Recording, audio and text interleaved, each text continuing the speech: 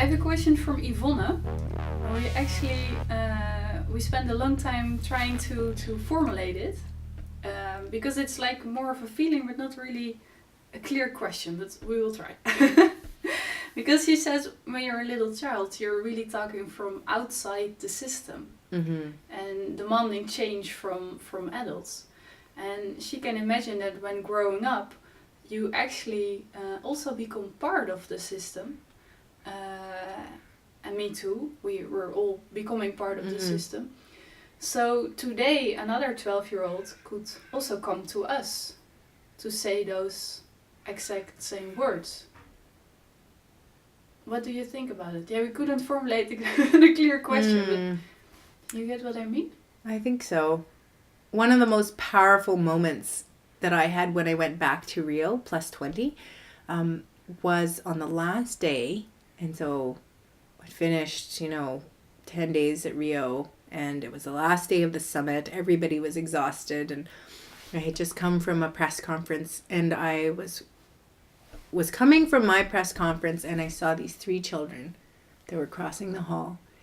And I recognized who they were. I hadn't met them before, but I'd heard about them. They're these 3 children that had been at the summit, speaking at different venues and trying to get their message across. And 2 of them, there were 2 brothers, 9 and 12 years old, from Colorado. They were American First Nations, American Native people. And Takaya Blaney from British Columbia. And she's a young Sliaman girl who has been singing and speaking out against the tankers that are proposed to travel for the pipeline here in BC. And she's an incredible activist. She's 11 years old.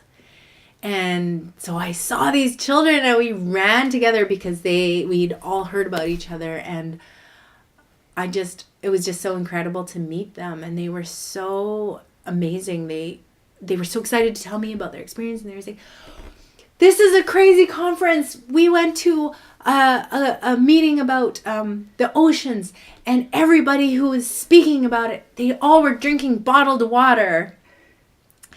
We see all these ads on the buses here. The buses are supposed to be ecological, but the buses all have signs for brass can. This isn't an environmental conference.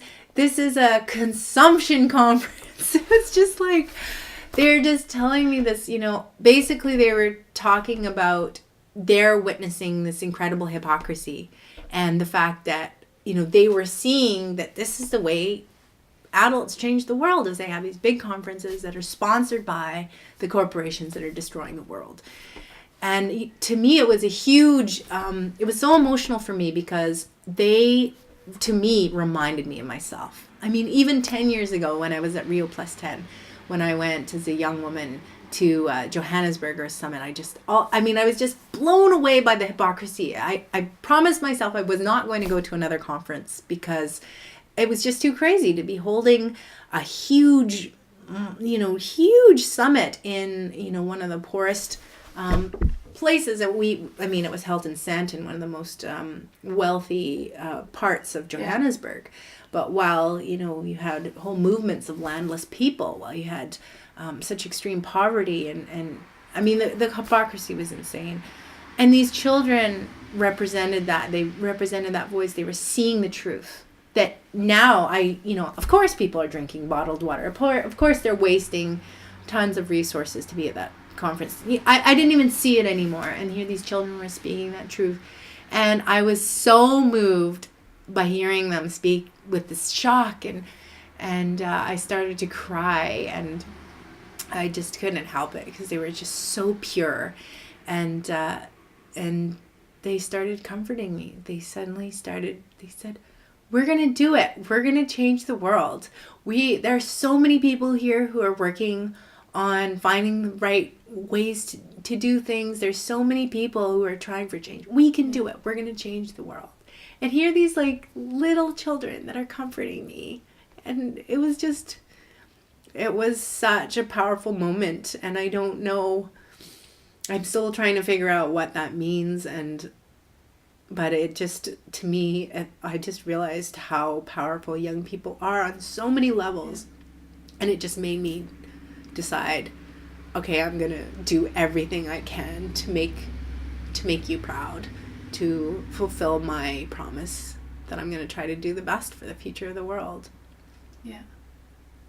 Yeah, I'm almost crying. I know. Yeah. Yeah, they made me, they forced me to look at my life's work, you know, and I was like, yes, this is the right thing to be doing, and we have to fight. We have to fight for these children. Yeah.